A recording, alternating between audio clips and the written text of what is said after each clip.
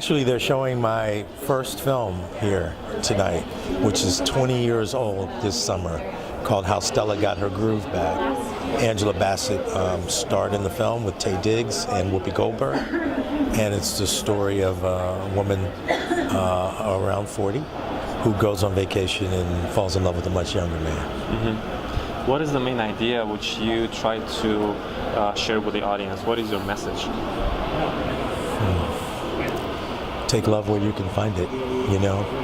She's a smart woman. She's not, she thinks she's just going to have a good time, but turns into something more. And so sometimes you find your best relationship in the unexpected places. I think that's what Terry McMillan, the author of the book, was getting at. It had happened to her. She had written a book called Waiting to Exhale that I read when it was first published and thought it was brilliant. And I thought this book was as well. So when they asked me to direct it, I thought it was an opportunity to tell a good story.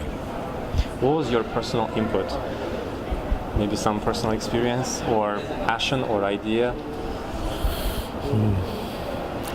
You know, I was challenged to try and tell a story from a woman's point of view.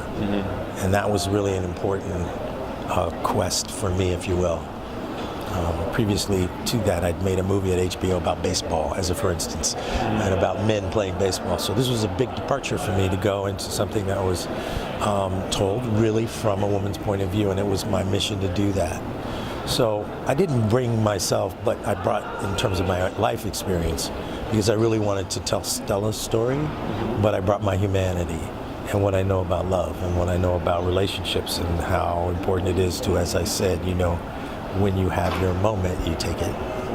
Which tools did you use to underline these important moments? Like, did you use color? Did you use nature? Did you use like different seasons? All of the above, for sure. You know, again, 20 years ago, you're asking me to reach way back to remember the details of how I put it together. But at the time, I thought it was something that needed a sensitive touch and you know, and a strong hand as well in terms of point of view, which I think all great film has to be specific to. And so her journey, and then his, when he comes back to the States with her, and his experience of it. Taye Diggs was a very new actor at the time. He was working with someone who had been nominated for an Academy Award in Angela Bassett, so it was quite a marriage of, in some ways, the working experience reflected the movie. You know, he was in with someone very significant. How did your feeling towards this topic and the film change during these 20 years? How would you make the film right now? See, I'll be able to tell you that after I watch it tonight. I haven't seen it in years. I'm sure I would make it differently. With the work that I do now, you know, every day is different, it's new. And so, but I can't tell you that right now. But after tonight, I'll probably know. Hopefully I'll just enjoy it though, because for the audience, you know, the movie is endured in people's hearts. And so for them, they don't want me to change it, so I'm good with that. It's over. It's sort of in the past in a way, you know. As an artist, you have to let it go. Even at the moment you make it, you know, when you're editing and you're trying to deliver it and put it in theaters, there's a moment where, you know, they kind of have to snatch it away from you because you're holding on to, oh, I want to fix this one little thing. Well, you know, a moment in time in good art is something you just have to be free about. So it is what it is. Do you know what I mean? Yes, thank you so much. And the last question would be, sure.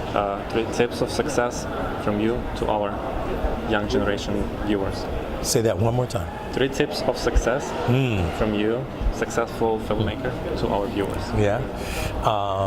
Get better every day. That's the most important thing. Find that one thing, learn that one thing that makes you better that day. And then over 365 days or a year, you'll be 365 times better.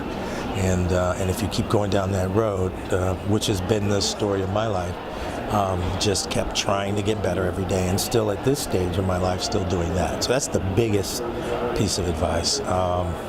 If you want to be a filmmaker, you must write. So you should take the time to try and write.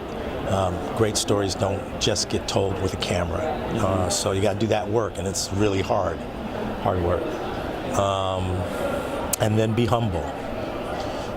And I mean that in the best way. In other words,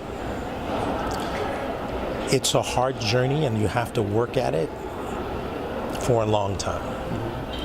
And without real humility, it'll get super frustrating. And ego is a powerful thing, and it's something that we need to be successful.